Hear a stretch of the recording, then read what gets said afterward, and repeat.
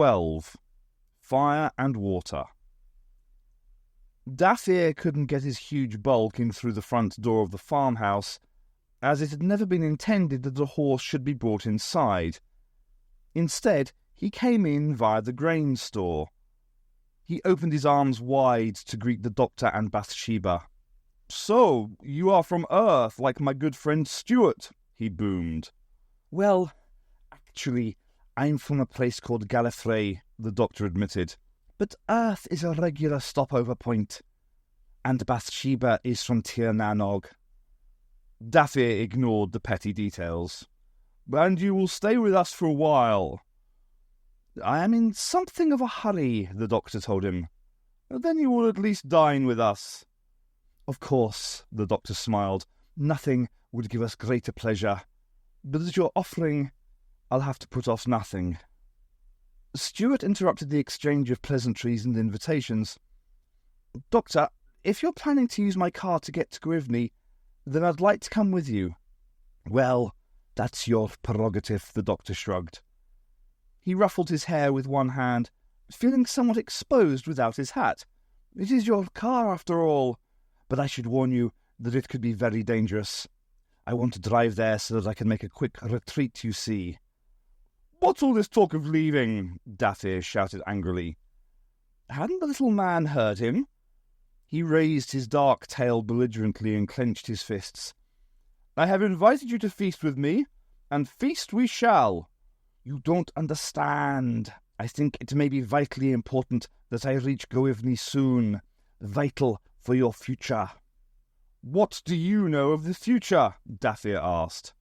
"If you can see anything of the future, then you will know that the meal which I am to give you is the best you will have ever experienced."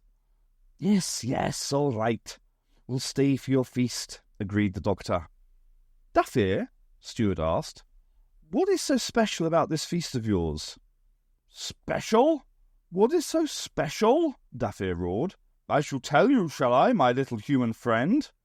"Yes, I'd appreciate that."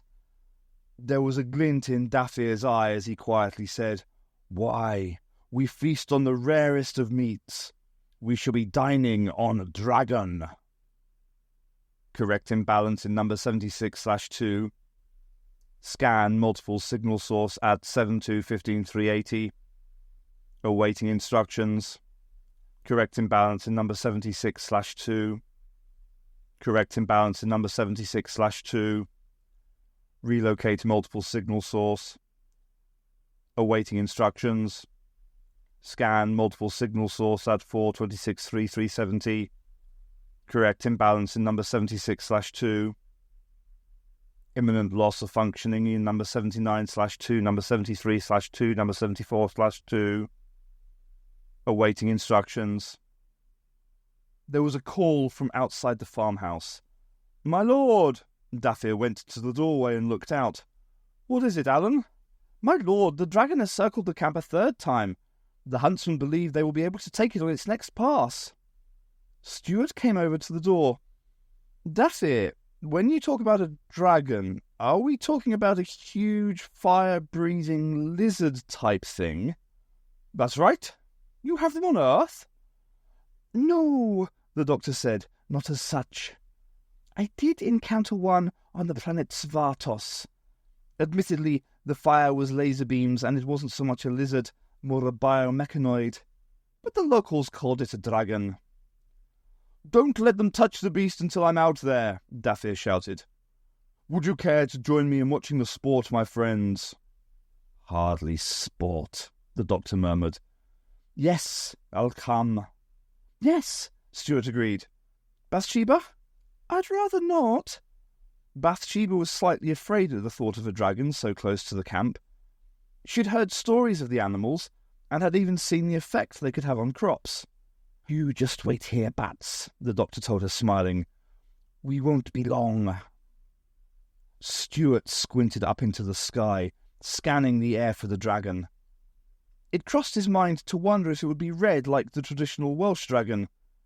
But when it finally came into view, such trivial thoughts were wiped from his mind. It was as though an elephant had taken to the air, such was its mass, as if it had sprouted wings and flown. Detail was hard to make out, for it was just a silhouette against the dark sky, but the creature had wings and a thin, tapering head at the end of a long neck that swung from side to side, surveying what lay below it. Around the neck was a bony ruff, splayed outwards to accentuate the size of the head. Its wings were thin and membranous. Stuart could see some red light filtering through, and they rippled slowly as the moving air passed over them. The dragon flew with a list to one side that seemed to be dragging it gradually down towards the ground. As it flew overhead, a phalanx of archers unleashed their arrows at it. The speeding missiles tore holes in the wings, but otherwise seemed to have little effect. A second hail of arrows was sent into the air, bouncing uselessly off the tough skin of the dragon. "Bah! You're worse than useless, the lot of you!" shouted Dafir. "Alan, fetch me my crossbow. I'll show you how to bring down the beast." Alan hurried away, and while he was gone, Dafir berated his archers. "You can't just point your bows up in the air and hope for the best, you damn fools. Dagda take you. You have to aim for its vulnerable spot. Don't you know that? Not a one of you came close. And where is this weak spot? Watch, and I'll show you." Alan returned and handed over the weapon. "Now then, watch carefully." He slipped the bolt into its groove and then cranked up the bow. Hefting the weapon, he rested it against his shoulder and stood, steady as a rock, waiting for the dragon to pass over again. As its shadow covered his face, he fired the bolt. It flew straight as a die and thudded into the dragon, but the creature flew on, seemingly unscathed. "Damn and blast the animal! It isn't playing fair!" Dafir flung the crossbow onto the ground and brought a hoof down on it. But even as they watched, the dragon faltered in its flight, its wings crumpled, and it plunged down to earth. Dafir's enthusiasm returned immediately. He laughed triumphantly and snatched a sword from one of his attendants. "What did I tell you?" he cried. "Hit it through the head and it's yours." "Aim for the eyepiece," the doctor suggested. "Quite right," Dafir guffawed. "You hear that? The eye is the gap in a dragon's armour. Even this human knows that. Come, let us finish it off." Dafir set off at a quick trot, forgetting the effect that this would have on his injured hooves, and was followed closely by Stuart and the doctor and a number of excited Firbolg. The dragon had fallen to the ground just within the camp, crushing 2 tents. It struggled to its feet as Dafir approached. Its small, pig-like head turned to watch him with an eye which oozed aqueous humour where the crossbow bolt projected. A slender tongue darted out between its narrow lips to sample the air. "Be careful, Dafir," Stuart cautioned the aggressive warrior. As it turned its whole body to face this threat, the dragon stamped its 4 feet, raking at the canvas on which it stood, and drew in a long, whining breath. Dafir trotted in close, brandishing his sword above his head. "Care? Ha! Who needs care?" he cried. He swung the sword in a wide arc against the dragon's flank, cutting a gash in the thick skin. As he pulled the sword away, he brought it up through one of the delicate wings, devastating the membranous network of skin. The creature growled a warning and blew out a fine spray of noxious liquid at the crowd of onlookers. Catching a glimpse of a spark at the back of the dragon's mouth, the doctor flung himself to the ground as a ball of flame exploded into the air. He raised his head, sniffed, and detected the faint odour of semi-combusted hydrocarbons. There was nothing magical about this dragon's fire. "Still got some fight in you?" Dafir roared at the monster. He swung the sword again, this time at the dragon's groggily swaying neck. The creature's tail flicked round, searching for a target, and caught Dafir on the flank. He fell with a shout of pain, but as the dragon lunged at him, he pushed his sword up and through its neck. It roared and shook, attempting to get free, but only succeeded in doing itself more damage. One of its clawed feet lashed out at Dafir, leaving a bloody wound on his thigh, but he struck again and again at the dragon's neck, until the head fell away. A shiver ran along the dragon's huge body, and then the flaccid leg muscles collapsed under its weight, and it slumped to the ground. Breathing heavily, Dafir threw his sword to one side and struggled to his feet. He picked up the dragon's head, and with its hot, stinking fluids dripping over his hide, raised it over his head and displayed it to his assembled clansmen. A cheer broke out amongst them, and then grew louder when he proclaimed that a feast would be held that night. The doctor approached Dafir cautiously, making sure he was not in the way when the dragon's head was dropped to the ground. "Do these creatures cause much trouble?" he asked. "Aye, they are a menace, a pest. They burn crops and houses. It is rare for one to be killed, but I did it." "It looked rather weak to me," Stuart said. Even as he made the comment, and despite its truth, he realised it was not the right thing to say. Dafir bristled. "It was a fine specimen, and only a Dafir could slay it. I shall use its head as part of the emblem of the herd. It will lead us into battle, and we shall win." "Battle? Well, we shall feast before that." A broad grin broke the Firbolg's leader's face as he examined the slain monster. "By the gods, a single leg will feed us all." For the feast, trestle tables were erected around a huge bonfire on the outskirts of the camp. The Firbolg didn't need seats. They merely settled down on the ground with their legs folded underneath them. Stuart brought chairs from the farmhouse. It was a strange affair, the feasters illuminated from one side by the rays of the sickly star, and from the other side by the dancing flames over which the dragon's leg was roasted on a spit. The first 4 courses were rather unappetizing to the humans, having an over-reliance on the culinary delight of dried grass. But as the feast progressed, there was a gradual shift over to meat. At last, the dragon meat was ready, and a large chunk was cut off and placed before Dafir. He tore off a thin strip and flung it into the flames with the words, "For the land, mother!" He picked up the slab of meat and bit into it lustily, tearing off a large piece that he began to chew with gusto. The enthusiasm rapidly dimmed, and it took many seconds of chewing before, with a mighty gulp, he swallowed it down. His face twisted, but he raised his cup and shouted, "Excellent!" before swilling the meat down with his mead. "I think it might be a good idea to avoid the dragon meat," the doctor whispered to Bathsheba. "I don't think he liked it much," she agreed. "The dragon interests me, though," the doctor said, rubbing his chin. "I'd like to have a closer look at it sometime." He leaned to one side where the Firbolg Thurlu was sitting. "Tell me, Thurlu, why do you have a Troyfran number on your flank?" "A what, Doctor?" "The mark on your flank. What is it?" "The humans call it a witch mark. It is something all of the peoples of Tir Na Nog have in common." "Except the humans." "Yes." The doctor nodded and turned his attention to the food in front of him. "Bathsheba, you haven't eaten much." "I do not like the fare," she whispered. "Well, pass it over to me."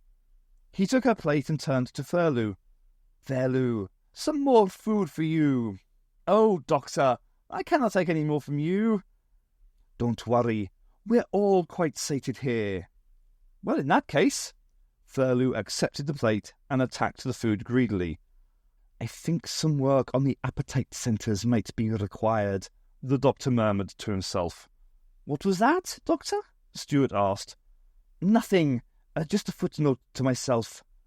I think as soon as this is over, we should set off to Goevni." "Right you are." "And you, Bathsheba, will stay here with Dafir." "What?" Her eyes suddenly brimmed with tears. "You can't leave me, not when I am so close to Goevni. I won't let you." "My dear, we can't take you with us. It'll be terribly dangerous," Stuart advised her. "But I've come all this way, and Goevni will be able to mend my arm. Gabby told me about how he healed a sheep once. I must come with you." "Bathsheba," the doctor spoke quietly, "if you are sure that you want to come with us, then I won't stand in your way. But Stuart is right. We are risking our lives. According to the Tuatha, It was Gwivney who unleashed the demons on Tir na Nog. He may not be the benevolent person you believe him to be. But Bathsheba did believe in Gwivney. For all of her life, short though it was, the tales she had heard of Gwivney told only of how good he was. Nothing would shake her belief in the god who could untwist and restore the useless muscles in her arm and expel any badness in her. "I will come." "Very well." "Doctor, I'm not sure," began Stuart, but he was interrupted by Daffir. "And now," he roared, "a drink to our guests from Earth." He threw back his head and started to pour a jug of mead down his throat. The assembled Firbolg cheered him on as the flow of mead turned from a flood to a trickle. Suddenly, most of it was blown into the air as Daffir came up spluttering. He laughed uproariously and then threw the jug into the fire. Making quiet farewells to Thurlu, the Doctor, Stuart and Bathsheba left the singing and dancing that the feast had developed into, and made their way to the farmhouse. The dragon's head lay on the kitchen table, glaring mawkishly at the blank wall. Bathsheba looked away from it in disgust.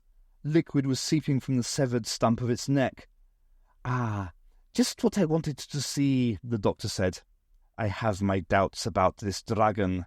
He gave a cursory glance to its eyes and teeth, but then turned his attention to the exposed deep tissues of the neck.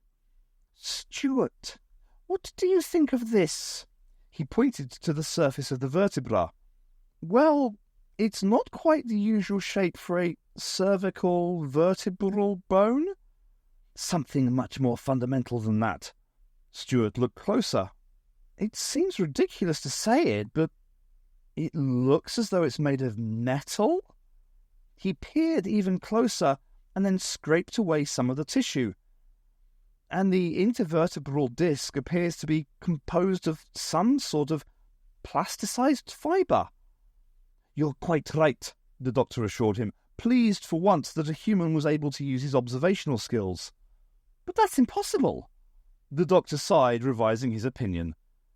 Despite empirical evidence, the human could not accept something beyond his experience. He pushed Stuart aside and knelt at the end of the table so that he could look up at the severed neck. "Wouldn't you also say that it's impossible for a creature of such mass to fly on wings like this one had, and that it's at least moderately unlikely that it would breathe fire?" "I suppose so," Stuart admitted. "What are you doing, Doctor?" Bathsheba asked. He had eased his hand into the tight confines of the vertebral canal and was feeling around for something. "Just trying to work something loose." He struggled momentarily and then brought his hand out, clutching a small metallic ball from which dangled a tube of fibrous tissue. "The dragon's brain?" asked Stuart. "Yes." "But that means that it's just a machine." "The human brain is just a complex machine, Stuart. This is a biomechanoid, living tissue welded onto a metallic framework and controlled by a positronic brain." He pushed the brain back inside the head.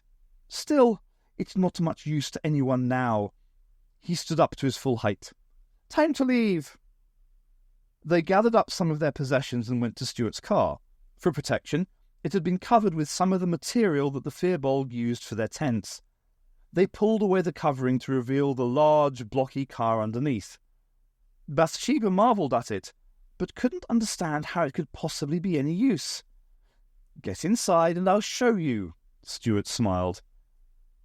"Get inside?" she asked. The Doctor pulled open the door for her with a flourish. "Don't worry, Bats, in you get." He pushed the door shut behind her and saw a slight panicked look appear on her face. He quickly slipped into the passenger's seat and Stuart settled down in the driver's position. Stuart had to turn the engine over several times before it would start, but it did eventually, and he manoeuvred the car out the camp. Once clear of the obstructions, he picked up speed and called back to Bathsheba. "There! Not so bad, is it?" There was no reply. The Doctor turned to look at her. "She's fainted, poor thing." "Better open the window," Stuart suggested. She probably feels confused by the lack of movement sensations. Takes dogs a while to get used to car travel as well, caused by discrepancy between sensory informational inputs. That's right, also known as car sickness. He glanced into his rearview mirror. Ah, I see she's returning to us. Bathsheba, are you all right? Yes, No, I don't feel too well. You'll get used to it, Stuart reassured her. I'm not sure I want to get used to it. Doctor, what you said back there? Yes. You seemed to imply that you'd travelled to other planets. That's right. I'm a Gallifreyan. A Time Lord, to be precise. A Time Lord? Stuart said sceptically. Yes, I have a craft which can transcend the boundaries of space and time. Or at least it used to be able to. I'm afraid it's on its last legs at the moment. We've had rather a rough time of late, all part of the process of life. Ah, time travel. Stuart raised an eyebrow. But there was a time when I didn't believe in centaurs and trolls. Trolls? Realization dawned on the doctor. Ah, you mean the Formois. I never thought of them like that. It was the first thing that came into my mind when the Tuatha told me about them. The car suddenly lurched to one side as it hit a lump in the ground. Whoops! Better concentrate on where I'm going. If anything's going to stop us getting to Gwivney, then we can at least hope that it won't be a car crash. And it wasn't a car crash that stopped them getting there, but a natural obstacle. At first, it was just a glow in the distance, but as they drew closer, they saw the sea spreading out across the horizon, letting off a dim phosphorescence. Gwivney's island was visible, but the strip of water separating it from the mainland might as well have been 1,000,000 miles wide. They couldn't cross it. They stopped at the top of a hill that looked across the waters and got out, and examined the view. Gwivney's island was lit up by numerous lights that shone inwards from its boundaries. A low building rose from the rock in the centre of the island, and at each end stood 2 towers surmounted by sky-scraping pylons. So, what do we do, Doctor? Stand here and shout to him? There must be some way we can get out there. Bathsheba, do you remember any stories about how people used to contact Gwivney? He always used to come to us. I'm not sure if it was ever the other way around. Of course, there are the old legends of heroes who sailed out to his island to meet him. Well, we can hardly build a boat. Maybe I could persuade Daffy to get the Firbolgs to make a raft for us, suggested Stuart. Maybe. Those 2 towers, I wonder, the doctor mused. He gazed down at the waves lapping against the shore. Oh dear, he said. Look! The water had begun to bubble and froth with activity down below, and suddenly, with a great whooshing and a fountain of steam, a form rose from the sea. Even at this distance they could feel its eyes upon them. It clambered onto the beach on all 4s, and then stood up on 2 legs and howled. Its head was small in comparison with the rest of its body, but its teeth were large in comparison with its head. A demon! Bathsheba cried, cowering back. I think we should get back into the car, the doctor said. Stuart agreed and slipped back behind the wheel. Discretion would definitely be the better part of valour. He started the engine and put the car into a tight turn away from the monster. As he did so, the headlights flashed on another creature coming towards them from inland. They must have scented us, the doctor said. Me, said Bathsheba. They scented me. Another form dashed out of the dark and flung itself onto the bonnet of the car. Stuart gave the wheel a sharp twist and flung the creature off. I hope there aren't too many of them. He slammed his foot down on the accelerator pedal. And that they can't outrun us. There was a screeching as nails dragged down the rear windscreen, but the demon was left behind. Back to the camp? Yes, I suppose so. Did you notice those masts on the island? On top of the towers? Yes. What about them? I wondered if they were perhaps transmission masts or receivers. Maybe we could contact Govivny through them. Treaty with him that way. But we haven't got a transmitter, Stuart pointed out. What about your car radio? Do you mind? The doctor reached forward and pulled the radio out from its fitting. Do I have any choice? No, go ahead. I don't see what good it'll do you. Oh, you know, a quick rejig and I'll have it broadcasting to the world, the doctor smiled. I wish I could understand what you're doing, Bathsheba said. I'll explain when I get the chance to tell you about electricity, the doctor told her. Stuart, my friend, Daffy greeted him. I thought you'd run off without saying farewell. Just an exploratory mission, the doctor said. He deposited his jacket on the bench and pulled his sweater over his head. Bathsheba sat down at the kitchen table and warmed her hands at the fire. I thought to myself, Stuart wouldn't do that, now would he? Daffy told the room. All right, Daffy, I get the point. You seem to be enjoying yourself so much that I didn't want to disturb you. Daffy, you don't mind if I take a look at your dragon's head? The doctor asked. He squatted down at the end of the table. He's already ruined my car radio, Stuart complained. He can't do anything worse to your head. Before Daffy could veto his request, the doctor reached in and took hold of the dragon's positronic brain. Daffy looked surprised. What in Dagda's beard is that? He said. The dragon's brain. Not a delicacy? Daffy asked suspiciously. No more so than the flesh. Daffy nodded his head. Not a delicacy. You may take it if that is all you want of the head. Thank you. The doctor wandered out through the kitchen door, his nimble fingers already dismantling the delicate mechanism of the brain. This doctor fellow seems to lack the graces necessary for mixing with the higher-ranking Fearbold, Daffy told Bathsheba, looming over her. I like him. Stuart followed the doctor out to his car. What are you up to, Doctor? Just acting on a hunch which, he extracted a small piece of electronics from the brain, seems to have been justified. There we are. A receiver-transmitter for electromagnetic disturbances of a similar wavelength to those your car radio uses. If I can combine the two and power them off your battery, then I may be able to get something done.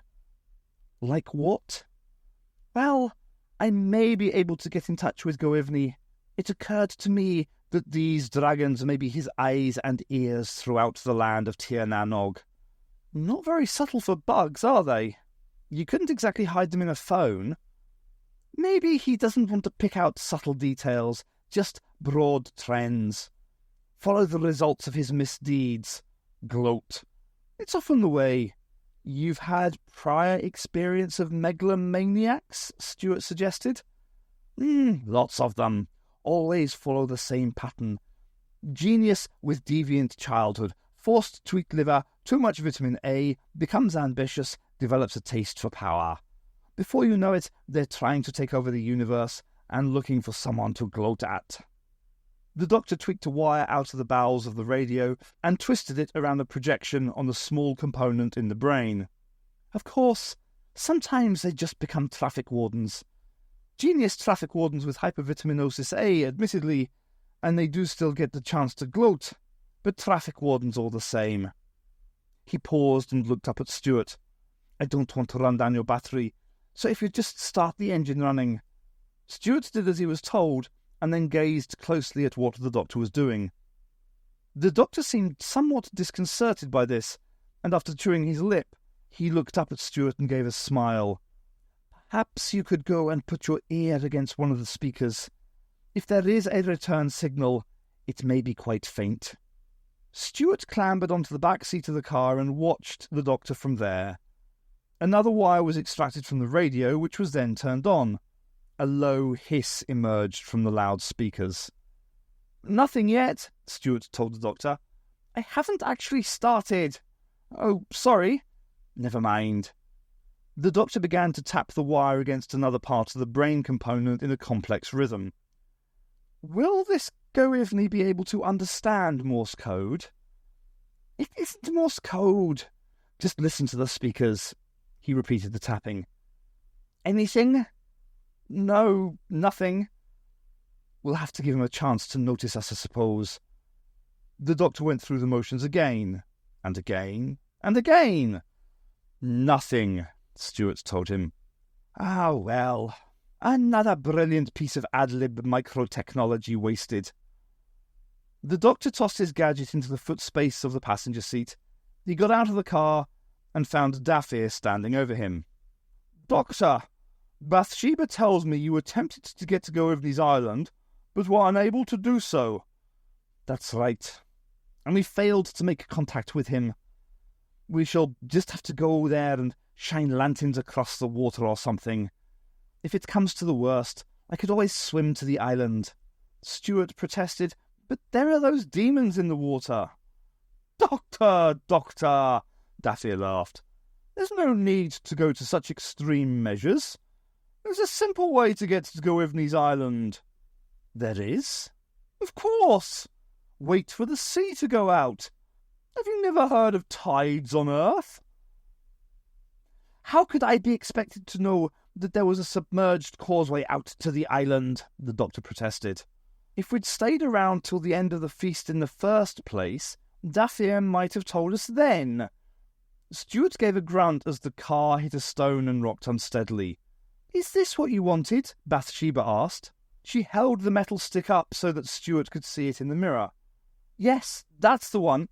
Now have a look and see if you can find a box labelled Tranquilon. Oh, I don't suppose you can read, though."